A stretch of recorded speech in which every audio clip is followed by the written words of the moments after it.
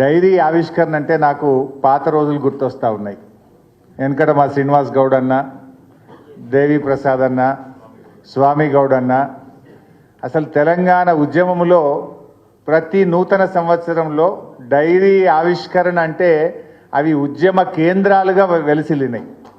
ఒక్కొక్క డైరీ ఆవిష్కరణ పేరిట టీఎన్జిఓల డైరీ ఆవిష్కరణ, లేకపోతే హౌసింగ్ బోర్డ్ డైరీ ఆవిష్కరణ, AP public service commission diary ఆవిష్కరణ, ఇలా రకరకాల డైరీ ఆవిష్కరణలు పెట్టి తెలంగాణకు జరుగుతున్న అన్యాయాలను ఆ వేదికగా బయటకు తీసుకురావడం, తెలంగాణ వాదుల్లో ఐక్యత పెంచడం, తెలంగాణ ఉద్యమానికి ఊతమిచ్చే విధంగా గతంలో డైరీ ఆవిష్కరణ కేంద్రాలు ఉద్యమానికి గొప్ప ఊతమిచ్చాయి.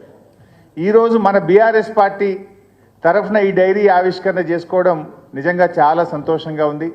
ఈ డైరీని తయారు చేసినటువంటి వారు చాలా బాగా చేశారు. వారికి హృదయపూర్వకంగా నేను ధన్యవాదాలు కూడా తెలియజేస్తా ఉన్నా. అదొకసారి ఇలా తిప్పుతూ ఉంటే డైరీలో ఆనాడు మన 14 ఏళ్ల ఉద్యమ ప్రస్థానం అంతా అక్కడ కనబడతా ఉంది. ఏమేమి జల పోరాటం కానీ, మన మిలియన్ మార్చ్ కానీ, సాగరహారం కానీ, కేసీఆర్ గారి మొత్తం లిస్ట్ అంతా కూడా అక్కడ ఒకసారి కళ్ళ ముందు కదులుతూ ఉన్నది. అదేవిధంగా ఇంపార్టెంట్ డేట్స్ కానీ, మన పార్టీ సాధించిన విజయాలు అన్నీ కూడా చక్కగా తయారు చేశారు. పార్టీ ప్రతి నాయకుడు, కార్యకర్త కూడా ఈ డైరీని తన వెంట పెట్టుకోవాల్సినటువంటి అవసరం ఉంది. అది ఉన్నదంటే మొత్తం మన పాత జ్ఞాపకాలన్నీ కూడా గుర్తొస్తాయి. చాలా చక్కగా ఈరోజు డైరీ ఆవిష్కరణ చేసినాం.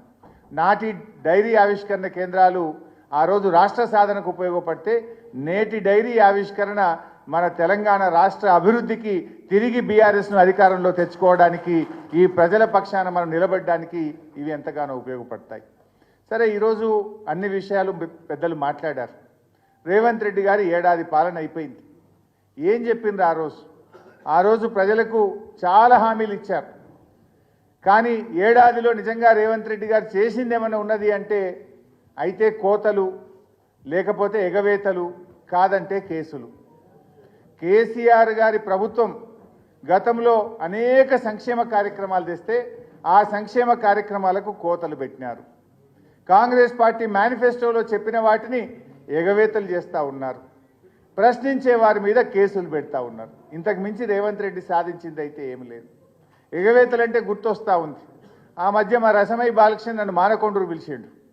నేను ఆడికి పోయి, రేవంత్ రెడ్డి నువ్వు రుణమాఫీ ఎగ్గొట్టినవు, నువ్వు తులం బంగారం ఎగ్గొట్టినవు, రైతు భరోసా ఎగ్గొట్టినవు, మహిళలకు మహాలక్ష్మి ఎగ్గొట్టినవు, వృద్ధులకు 4000 ఆసరా పెన్షన్ ఎగ్గొట్టినవు, ఇవన్నీ ఎగ్గొట్టినవు నాయన.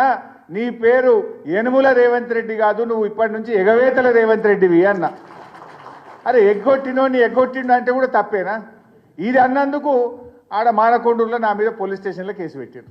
ఇప్పుడు నోటీసుల మీద నోటీసులు వస్తున్నాయి నాకు, రా పోలీస్ స్టేషన్ కానీ. ఎగ్గొట్టిండు అంటే ఇది తప్ప? నువ్వు ఎగ్గొట్టింది నిజం కాదా? నువ్వు కోతలు పెట్టింది నిజం కాదా? ఇదంటే రేవంత్ రెడ్డికి కోపం వస్తూ ఉన్నది.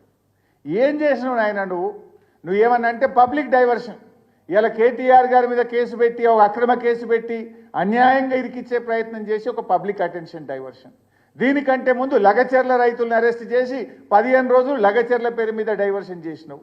దానికంటే ముందు అల్లు అర్జున్ పేరు మీద డైవర్షన్ టాక్టిక్స్ చేసినావు. దానికంటే ముందు తెలంగాణ తల్లిని మార్చినా అని చెప్పి దాని మీద 15 రోజులు డైవర్షన్ టాక్టిక్స్. టీజీని టీఎస్ చేస్తున్నా అని ఒక డైవర్షన్ టాక్టిక్స్. తెలంగాణ ఎంబ్లం మారుస్తున్నా అని డైవర్షన్ టాక్టిక్స్. ఇవి తప్పడు అసలు ప్రజలకు చేసింది ఏమన్నా ఉన్నదా? నువ్వు ఇచ్చిన హామీలు అమలు చేసింది ఏమన్నా ఉన్నదా?